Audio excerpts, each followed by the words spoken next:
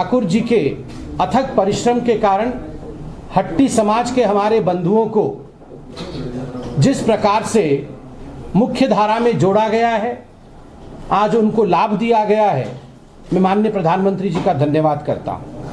मैं खुद एक डॉक्टर हूं, एक सर्जन हूं, एक चिकित्सक हूं, इसलिए मैं निरंतर हिमाचल प्रदेश और हिंदुस्तान के भिन्न भिन्न क्षेत्रों में स्वास्थ्य की जो सुविधाएं हैं, स्वास्थ्य के लिए मोदी जी ने क्या किया है, उस पर अध्ययन करता रहता हूं। और मैं आज अभिनंदन करूंगा, मैं धन्यवाद करूंगा हिमाचल की जनता, हिमाचल की सरकार का कि जिस प्रकार अभिनव प्रयोग हिंदुस्तान के इस पर्वतीय क्षेत्र में, इस पर्वतीय प्रदेश में किया गया है, वो अपने आप में अनुपम है। प्रधानमंत्री नरेंद्र मोदी जी ने तो आयुष्मान भारत का हम सबको गिफ्ट दिया ही था, और मुझे ये जान के खुशी हुई कि आयुष्मान भारत के माध्यम से लगभग 4,32,000 परिवार जो पंजीकृत है हिमाचल प्रदेश में, उनमें से 1,54,000 निःशुल्क इलाज का लाभ उठा पाए हैं और लगभग 193 करोड़ रुपया इसमें खर्चा हुआ है।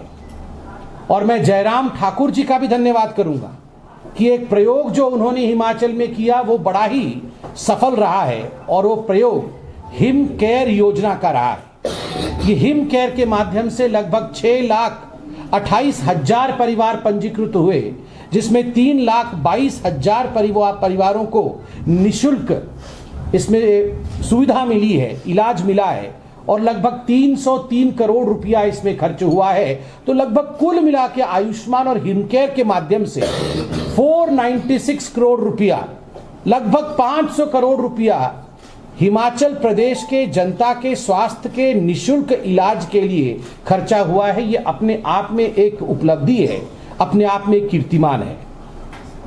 एक छोटे से पर्वतीय राज्य में 6 मेडिकल कॉलेज, प्रधानमंत्री ने ये वादा किया था कि हर जिले में एक मेडिकल कॉलेज होगा, और जिस प्रकार नाहन, चंबा और हमीरपुर में 500 करोड़ रुपया अब तक आ चुका है मेडिकल कॉलेज के स्थापना के लिए।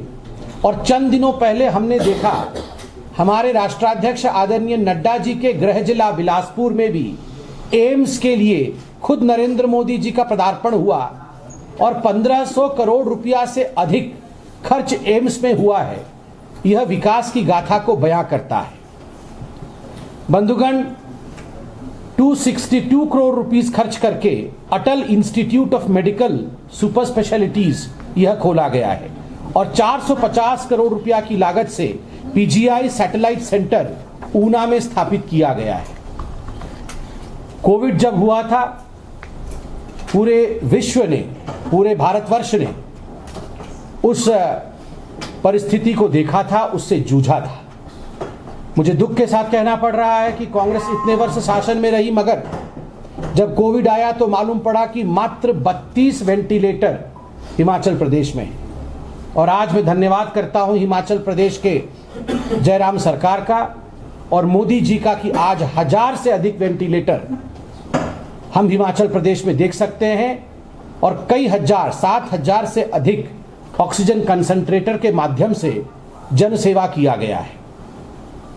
कांग्रेस के समय मात्र 2 ऑक्सीजन प्लांट हिमाचल प्रदेश में थे, और आज लगभग 50 ऑक्सीजन प्लांट हिमाचल प्रदेश में है। तो ये कांग्रेस पार्टी जिस प्रकार से क्रिटिसाइज तो करती है मगर कार्य नहीं करती है, यह इन आंकड़ों से पता चलता है। और मैं तो उड़ीसा का हूं, दिल्ली से आज आया हूं, मैं उत्तर पूर्व राज्यों को देखता हूं, किंतु आज मैं हाथ जोड़ करके हिमाचल प्रदेश की जनता और हिमाचल प्रदेश की सरकार को धन्यवाद करता हूं। नंबर 1 पे कोविड वैक्सीनेशन को लेकर नंबर 1 पे रही है हिमाचल प्रदेश। यहां की जनता, यहां की पैरामेडिकल स्टाफ, यहां के डॉक्टर, यहां के नर्सेस और यहां की सरकार इसके लिए अभिनंदन का पात्र है, इसके लिए शुभकामना के पात्र है। केवल इतना ही नहीं, औद्योगिक विकास के लिए जिस प्रकार की चेष्टा इस सरकार ने किया है और मोदी जी ने जिस प्रकार का समर्थन दिया है इस चेष्टा में, यह अपने आप में अद्वितीय है।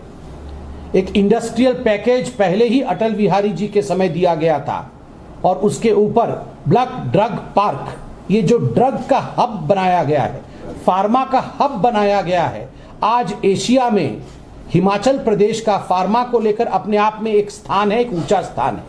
1000 करोड़ से अधिक रुपया केंद्र ने और उसके साथ साथ लगभग 192 करोड़ रुपीस राज्य ने ब्लड ड्रग पार्क के लिए दिया है। धर्मशाला में जहां मैं बैठा हूं, जहां ये प्रेस कॉन्फ्रेंस हो रहा है, एक ग्लोबल इन्वेस्टर समिट भी आयोजित किया गया था, जिसमें लगभग 96,721 करोड़ रुपीस के 703 करार अर्थात MOU साइन किए गए थे। ये बहुत बड़ी उपलब्धि है और इसमें से कई प्रोजेक्ट्स जो हैं वो अब धरती को स्पर्श करने लगे हैं, जमीन पर उतरने लगे हैं। प्रधानमंत्री नरेंद्र मोदी जी ने एक प्रतिज्ञा ली थी कि हर घर में नल पहुंचाऊंगा, हर घर नल के माध्यम से जल पहुंचाऊंगा, और आज लगभग 90% यह हर घर नल योजना का कार्य हिमाचल प्रदेश में पूर्ण हुआ है।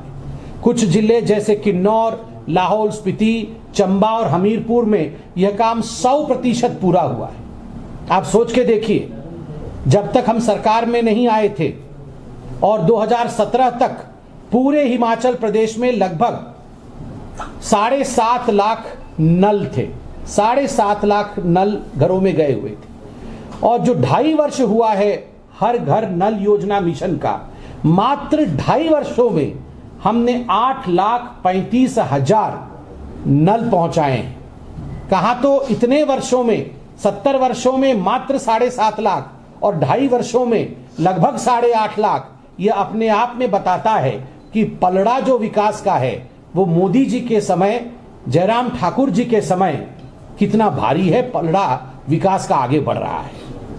बंधुगण, उज्ज्वला योजना के माध्यम से हमारी माताएं, हमारी बहनें लगभग 1,38,000 करोड़ हमारे जो सिलेंडर है उनको पहुंचाया गया, जिसमें 30 करोड़ रुपए खर्च हुआ है। ठीक उसी प्रकार मैं मुख्यमंत्री ठाकुर जी का भी बहुत धन्यवाद करूंगा कि गृहिणी सुविधा योजना उन्होंने यहां लागू किया और उसके माध्यम से 134 रुपए खर्च करके लगभग 3.335 लाख परिवार तक, लगभग 3.5 लाख परिवार तक उन्होंने ये सुविधाएं गृहिणियों तक पहुंचाया है। गरीब कल्याण अन्न योजना, आप सोच के देखिए, हिमाचल प्रदेश में 30,07,000 परिवार को कोरोना के कालखंड से अब तक मुफ्त अन्न ये नरेंद्र मोदी जी ने मुहैया कराया है। ये पूरे विश्व का सबसे बड़ा योजना है, जिसके माध्यम से दीनदयाल उपाध्याय जी का जो स्वप्न था कि पंक्ति में अंतिम व्यक्ति कभी भी रोए ना और उसके लिए हम चिंता करें, यह चिंता नरेंद्र मोदी जी ने गरीब कल्याण अन्न योजना के माध्यम से किया है। ठीक उसी प्रकार किसानों के लिए भी किसान सम्मान निधि, लगभग हिमाचल प्रदेश के 9,33,000 किसानों को 1,932 करोड़ रुपए नरेंद्र मोदी जी ने उनके अकाउंट में सीधे पहुंचा करके, बिना किसी लीकेज के, बिना किसी पिलफरेज के, बिना किसी भ्रष्टाचार के किसान को सशक्त किया है। PM प्रधानमंत्री ग्राम सड़क योजना के माध्यम से एक रिकॉर्ड स्थापित की गई है। आप देखिए, आज जब से प्रधानमंत्री ग्राम सड़क योजना आरंभ हुआ, आज लगभग 20,000 किलोमीटर सड़क हिमाचल प्रदेश में बनाए गए हैं और इस सरकार के कालखंड में लगभग 6,000 किलोमीटर सड़क प्रधानमंत्री ग्राम सड़क योजना के माध्यम से हिमाचल प्रदेश में बनाए गए हैं। ठीक उसी प्रकार नेशनल हाईवे की लंबाई भी, जो पहले मात्र 2,653 किलोमीटर की थी, उसे बढ़ा करके लगभग 7,000 किलोमीटर किया गया है। ये एक बड़ी कीर्तिमान है, एक बड़ा उपलब्धि है।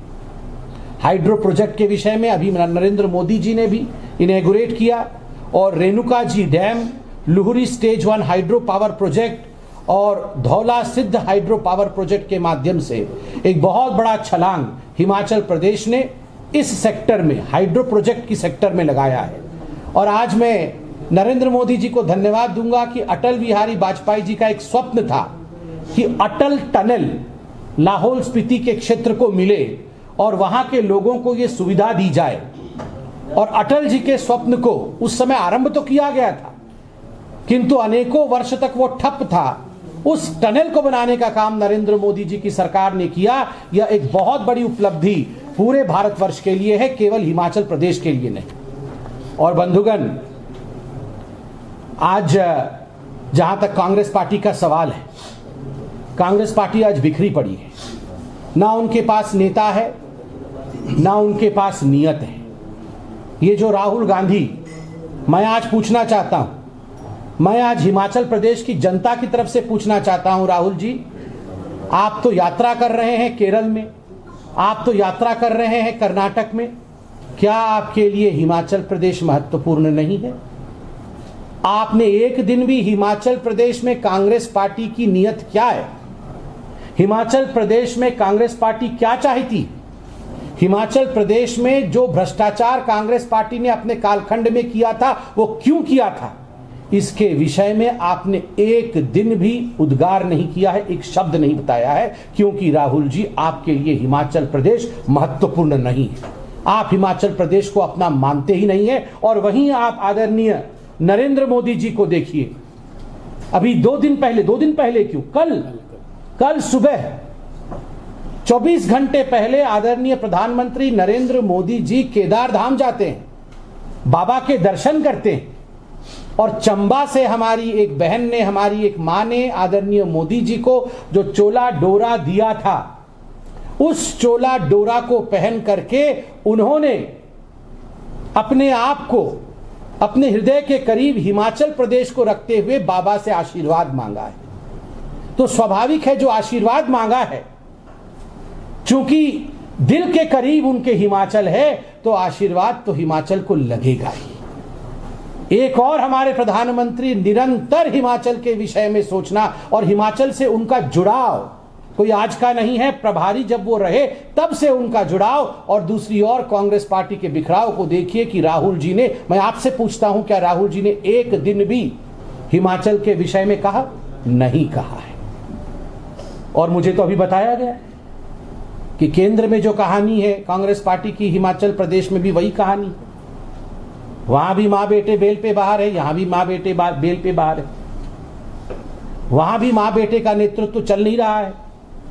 कांग्रेस का जो नेतृत्व है केंद्र में, वो मां बेटे के नेतृत्व को मान नहीं रही है। और यहां भी चूंकि मां बेटे का नेतृत्व चल नहीं रहा है, इसलिए कई कार्यकारी अध्यक्ष, वैसे कांग्रेस के पास कार्य नहीं है मगर कार्यकारी अध्यक्ष अनेक है, तो ये अनेकों कार्यकारी अध्यक्ष बनाए गए। उनमें से कुछ तो नरेंद्र मोदी जी के फैन निकले और मैं उन्हें धन्यवाद करूंगा कि उन्होंने भारतीय जनता पार्टी में नरेंद्र मोदी जी के कार्यों से प्रेरित होकर अच्छे काम के लिए उन्होंने भारतीय जनता पार्टी में आगे वो बढ़े। और सबसे बड़ी बात बंधुओं, मुझे याद है नवंबर महीने के 2020 का वह दृश्य, मैं भी पार्टी कार्यालय में था। बिहार के चुनाव में भारतीय जनता पार्टी की जीत हुई थी और उस समय आदरणीय राष्ट्रीय अध्यक्ष नड्डा जी ने अपना संबोधन दिया। माननीय नड्डा जी के संबोधन के पश्चात हमारे यशस्वी प्रधानमंत्री नरेंद्र मोदी जी ने अपना संबोधन दिया और संबोधन के अंत में उन्होंने एक नारा दिया था, नड्डा जी आगे बढ़ो हम तुम्हारे साथ हैं, नड्डा जी आगे बढ़ो हम तुम्हारे साथ हैं। नेतृत्व नरेंद्र मोदी जी का और हिमाचल प्रदेश से भूमिपुत्र बेटा नड्डा जी, और आशीर्वाद आगे बढ़ो हम तुम्हारे साथ हैं।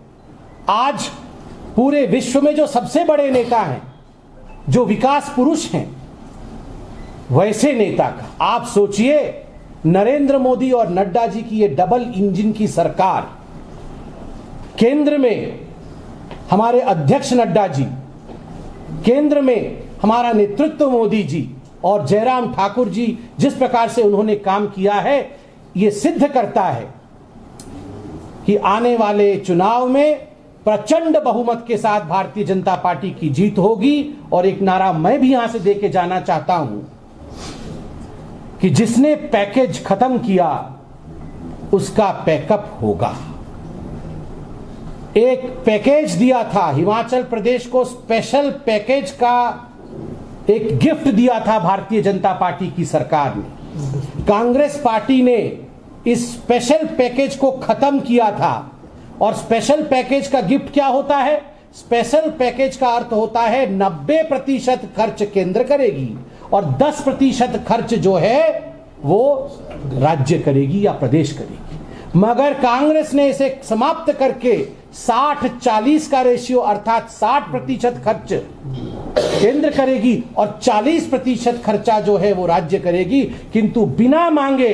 उस समय कांग्रेस की सरकार थी जब मोदी जी प्रधानमंत्री 2014 में बने, उन्होंने कहा नहीं, मैं हिमाचल से प्यार करता हूं, मैं फिर से स्पेशल पैकेज दूंगा। और आज जो भी खर्चा यहां किसी काम के लिए होता है 90% पैसा केंद्र देती है और 10% पैसा जो है वो राज्य सरकार देती है, जिससे फायदा गरीबों का होता है, हिमाचल प्रदेश की जनता का होता है। इसलिए जिसने पैकेज खत्म किया उसका पैकअप तय है, कांग्रेस का पैकअप तय है और प्रचंड बहुमत से भारतीय जनता पार्टी की सरकार बनना तय है। मैं अंत में आदरणीय मोदी जी और जयराम ठाकुर जी का बहुत बहुत धन्यवाद करूंगा कि उन्होंने विकास के गति को बहुत ही तेज रफ्तार से हिमाचल में बढ़ाया।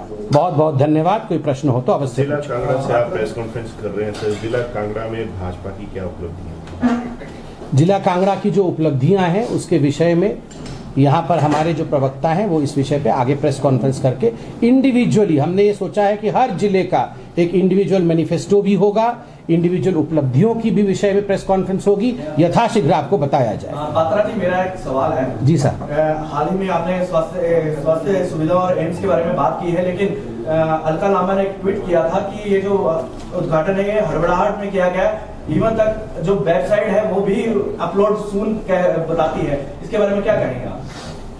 देखिए, थोड़ी हड़बड़ाहट में अगर ये कांग्रेस पार्टी रहती तो 70 वर्षों तक देश को और हिमाचल प्रदेश को इस प्रकार की परिस्थिति नहीं देखने को मिलती। हाँ, भारतीय जनता हड़बड़ाहट पे है। भारतीय जनता पार्टी इस हड़बड़ाहट में है कि हम हर घर तक जल पहुंचाना चाहते हैं। भारतीय जनता पार्टी हड़बड़ाहट में है कि हम हर गरीब तक अन्न पहुंचाना चाहते हैं। भारतीय जनता पार्टी हड़बड़ाहट में है कि हम हर गरीब को स्वास्थ्य सेवा पहुंचाना चाहते हैं। खुशी हमें इस बात पे होती कि 75 वर्षों तक जहां जहां कांग्रेस रही, अगर वो हड़बड़ाहट में होती तो आज हमें हड़बड़ाहट पे नहीं होना पड़ता। सर, जिस तरीके से टिकट आवंटन हुआ है, क्या लगता है कि कांग्रेस भाजपा जो रिपीट कर पाएगी? जिस तरीके से टिकट आवंटन हुआ है भाजपा की ओर से, क्या लगता है रिपीट कर पाएगी? 100% रिपीट होगी और प्रचंड बहुमत के साथ मोदी जी की सरकार हिमाचल प्रदेश में बनेगी। समीर जी, उच्च कोटि की आप प्रवक्ता हैं, सरलता के लिए जाने जाते हैं। विकासात्मक दृष्टि से बात कर ली जाए तो वो बात अलग है, लेकिन मध्यम वर्गीय परिवार की बात कर ली जाए, गरीबी रेखा से नीचे के परिवार की बात कर ली जाए, तो दो चीजें काफी महत्वपूर्ण रहती है जिस चीज को लेकर के मध्य वर्गीय परिवार जो है हमेशा ही मरता आया है। बेरोजगारी पहली और दूसरी महंगाई। दोनों ही विषयों पे जनता जनार्दन है। लगातार इस विषय को कोई आज से नहीं, भारतीय जनता पार्टी की सरकार काम नहीं कर रही है।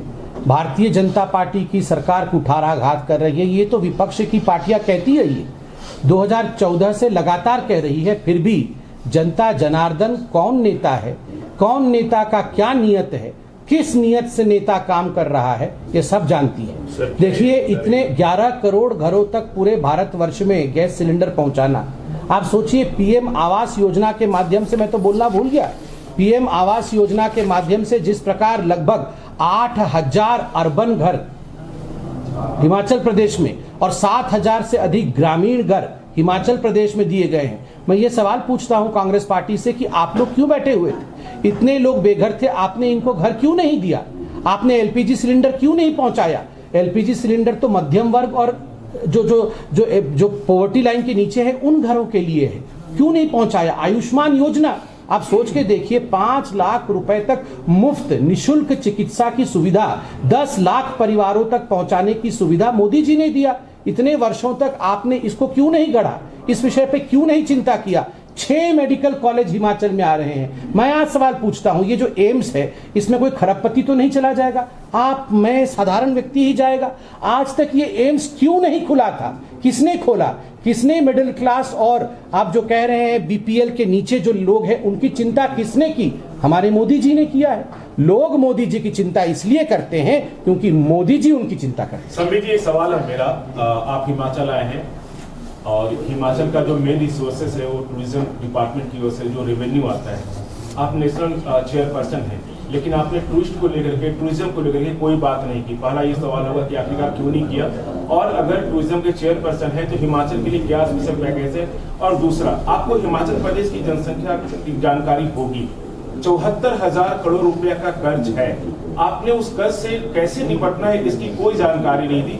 जब भी आप लोग आते हैं, कोरोना में आपने अनाज बांटा, सिलेंडर बांटा, कब तक ये बांटने वाली प्रक्रिया करके लोगों को आप लुभाएंगे और चुनाव जीतने की कोशिश करेंगे? मेन मुद्दे पे तो आप आते ही नहीं है। सबसे पहले तो जहां तक टूरिज्म का विषय है, मैं तो गर्व के साथ कहूंगा कि यही वो स्थान है, धर्मशाला, जहां लगभग आज से 1 महीने पहले समस्त भारतवर्ष के टूरिस्ट मिनिस्टर आए थे। हमारे माननीय मंत्री किशन रेड्डी जी भी यहां आए थे, और यहीं पर किस प्रकार से हिमाचल प्रदेश के टूरिज्म को भी बढ़ाया जाए, इस पर एक बृहद चिंता हुई थी। इस पर एक प्रोजेक्ट दिया गया था, और आप में से अधिकांश मेरे जो बंधु भगिनी हैं, क्योंकि मैं भी अपने आप को कई बार तो मीडिया कर्मी ही मानता हूं, आप सब भी उसमें उपलब्ध थे, उस समय उपस्थित थे। आपने पूरा उस प्रोजेक्ट को देखा होगा, जहां मात्र 200 करोड़ रुपए कांग्रेस पार्टी ने हिमाचल में टूरिज्म पे खर्चा किया था, वहां लगभग 600 करोड़ रुपए इस सरकार ने हिमाचल प्रदेश के टूरिज्म पे खर्चा किया है, नंबर 1।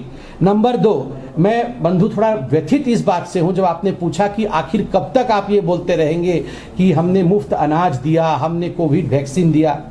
क्या है दुनिया में, और जीवन है तो जहान है। आप सोच के देखिए, जहां बड़े बड़े देश बिखर गए, जहां बड़े बड़े देश कोरोना में एकजुट होकर काम नहीं कर पाए, जहां बड़े बड़े देश अपने अपने नागरिकों को वैक्सीनेट नहीं कर पाए, वही हिंदुस्तान ने 2 इंडिजिनस वैक्सीन बनाया, और आज लगभग प्रत्येक हिंदुस्तानी, यहां भी जितने हम लोग बैठे हुए हैं, सबने 2 डोज लगाया है, और अधिकांश लोगों ने बूस्टर डोज भी लगाया है। और आप सोच के देखिए, हम तो फिर भी अच्छे परिवारों से हैं। उन गरीब माताओं की चिंता करिए, जिन गरीब माताओं के पास कोविड के समय अन्न पहुंचाने का काम, उनके अकाउंट में निर्बाधित पैसा पहुंचाने का काम मोदी जी ने किया। ये कोई छोटा विषय नहीं है। लोग हम पे हंसते थे कि अरे ये डीबीटी करते हैं, ये आधार कार्ड लिंकेज करते हैं, ये जैम पैकेज बनाते हैं मोबाइल के साथ, और इस विषय को लेकर सुप्रीम कोर्ट में गए थे।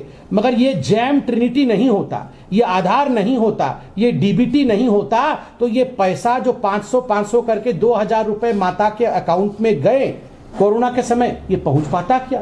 ये मोदी जी की दूरदर्शिता है, ये उनके सोचने की क्षमता है। उन्हें नहीं पता था कि कोरोना कभी आएगा, मगर ये हाईवे, ये ईवे तैयार था, तब गरीबों के अकाउंट में पैसा पहुंचा और उनके पास अन्न पहुंचा। इसलिए मैं तो नमन करूंगा, बार बार करूंगा, और जनता जनार्दन भी इसको देख करके कौन से नेता को नेता चुनना है वो तय करेगी।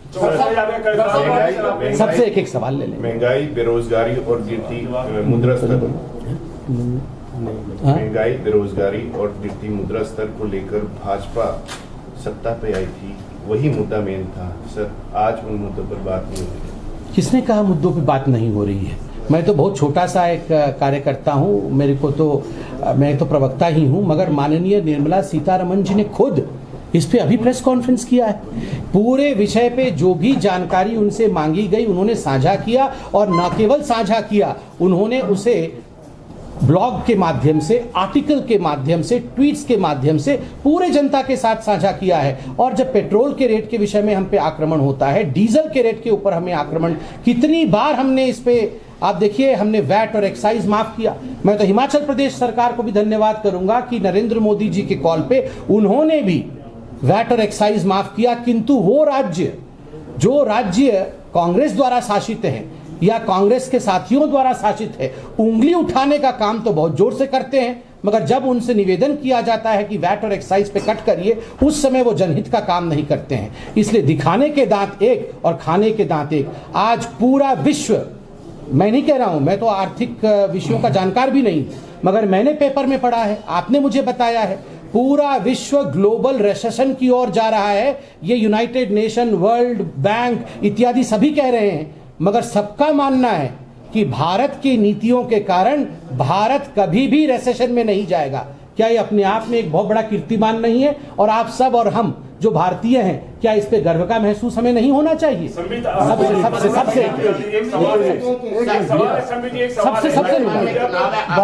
दावा किया कि भाजपा जो है वो प्रचंड बहुमत से जीती, लेकिन वर्तमान में प्रदेश में 19 विधानसभा क्षेत्र ऐसे हैं जहां से भाजपा कार्यकर्ता बगावत के तौर पे निर्दलीय चुनाव मैदान में उतर चुकी है। इसको लेकर पार्टी हाईकमान किस नजरिए से देखती है, और क्योंकि जिला कांगड़ा सबसे बड़ा जिला है तो 6 विधानसभा क्षेत्र ऐसे हैं जहाँ से आपके प्रमुख जो कार्यकर्ता या नेतागण थे वो चुनावी समर में नामांकन भर चुके हैं। देखिए, एक बात बड़ा स्पष्ट होता है, जो जनता होते हैं, जो कार्यकर्ता होते हैं, और आप लोग भी जो मीडिया के हमारे बंधु होते हैं, एक आभास तो उन्हें भी होता है कि चुनाव कौन जीतने वाला है, और ये आभास नहीं होता है, ये आप महसूस कर जाते हैं। तो सभी जानते हैं कि भारतीय जनता पार्टी प्रचंड बहुमत से जीतने वाली है, इसलिए जो पार्टी जीतती है वहाँ टिकट की इच्छुक हमारे बंधु अधिक होते हैं। ये एक स्वाभाविक प्रक्रिया है और इसमें कोई बुराई नहीं है। सबकी महत्वाकांक्षाएं होती हैं, आगे बढ़ना चाहते हैं, और इसमें कोई बुराई नहीं। हाँ, अगर कुछ व्यक्ति निर्दलीय गए हैं, हमारे कार्यकर्ता हैं, हम उन्हें नमन करके लेके आएंगे। अपने परिवार के लोग हैं भाई, वो हमारे ही भाई हैं, हमारी बहन है, वो अपने परिवार के लोग हैं। हम तो देखिए, हमारे और कांग्रेस में एक फर्क है, याद रखिए। कांग्रेस में परिवार ही पार्टी है और हमारे यहाँ पार्टी ही परिवार है। ये परिवार हमारा है और इस परिवार के सदस्यों को हम संभालेंगे। हमारे बड़े बैठे हैं, बड़े सब ठीक कर देंगे। कार्यकर्ता की तो एक एक कार्यकर्ता को जोड़ के संगठन बनता है, मगर वर्तमान में जैसे कि मेरा सवाल इस तरह की सकीन ने पूछा भी, जिस तरह से टिकटों का आवंटन हुआ, कहीं ना कहीं जो वर्तमान के विधायक थे उनकी टिकट कटी है, उसको लेकर भाजपा मंडल के कुछ कार्यकर्ताओं ने इस्तीफा दिया। आपको लगता है कि निराशा? इसका उत्तर मैंने पूरा दे दिया है। सबका एक एक होना चाहिए, इनका नहीं हुआ है। मिलन, आप कह रहे हैं कि परिवारवाद जो है कांग्रेस में भी है, लेकिन भाजपा में भी जो है, भाजपा इस पर क्यों नहीं कहती है? जब भी परिवारवाद का बात आती है, आप कांग्रेस पर जमकर हमला कर देते हैं। भाजपा को इस पर भी तो टिप्पणी करनी चाहिए कि हमारे वहाँ भी है। हिमाचल प्रदेश में भी बाकायदा परिवारवाद को टिकट दी गई, संगठन को दरकिनार किया गया। तो इस प्रकार की बातें आपको नहीं लगता कि भाजपा को अब नहीं करनी चाहिए? देखिए, एक बात बिल्कुल स्पष्ट है, भारतीय जनता पार्टी में परिवारवाद के लिए कोई स्थान नहीं है। परिवारवाद का अर्थ क्या होता है? परिवारवाद का अर्थ होता है पार्टी में भविष्य का नेता, भविष्य का मुख्यमंत्री, भविष्य का प्रधानमंत्री, भविष्य का अध्यक्ष पालने में जन्म लेता है, उसका अवतरण होता है। एक टिकट पा जाना ये परिवारवाद नहीं होता है। अवतरण होना कि यही व्यक्ति आगे चलकर अध्यक्ष बनेगा, यही व्यक्ति आगे चलकर, क्योंकि एक परिवार का है, वही मुख्यमंत्री बनेगा। और देखिए, जितने भी टिकट दिए गए हैं एक साइंटिफिक आधार पर, सर्वे के आधार पर दिए जाते हैं। भारतीय जनता पार्टी में परिवारवाद के लिए कोई स्थान न था, न है। अंतिम प्रश्न, क्योंकि माननीय प्रधानमंत्री दो प्रश्न अंतिम। सर पूछिए।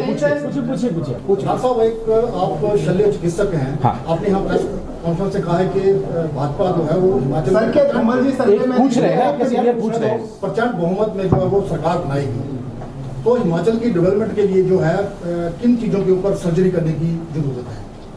देखिए, सर्जरी तो भारतीय जनता पार्टी की सरकार ने, कांग्रेस ने जो बीमारी छोड़ी थी उस पर कर लिया है और क्योर भी हो गया है।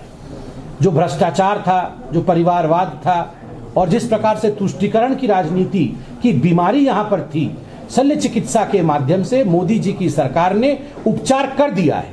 मगर किस प्रकार से और स्वस्थ हो और सबल हो, इस मैनिफेस्टो के माध्यम से जो यथाशीघ्र आएगा आपको बताया जाएगा। अंतिम हिमाचल का जो कर्मचारी है वो ओपीएस की मांग कर रहा है, ओल्ड पेंशन स्कीम की मांग कर रहा है, बहुत सारे लाखों कर्मचारी है।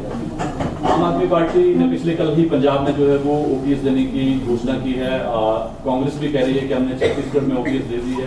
बीजेपी का क्या स्टैंड रहने वाला है? देखिए, बीजेपी का स्टैंड विकास का है। और एक बात आप याद रखिए, जहां तक ये आम आदमी पार्टी का सवाल है, मुझे कुछ कहने की आवश्यकता नहीं है। मुझे लगता है सबने आप ही द्वारा प्रदत्त सर्वे को देखा है, यहाँ चैनल्स भी मौजूद है जिन्होंने सर्वे किया है। एक भी सीट नहीं आ रही है ना, एक भी तो नहीं आ रही है, फिर इतना क्यों आम आदमी पार्टी के विषय में चर्चा कर रहा है? धन्यवाद। प्रधानमंत्री बोलना शुरू कर चुके हैं। सिलेंडर पर आपने कपड़ा उतार कर प्रदर्शन किया था। प्रधानमंत्री बोलना शुरू कर चुके हैं।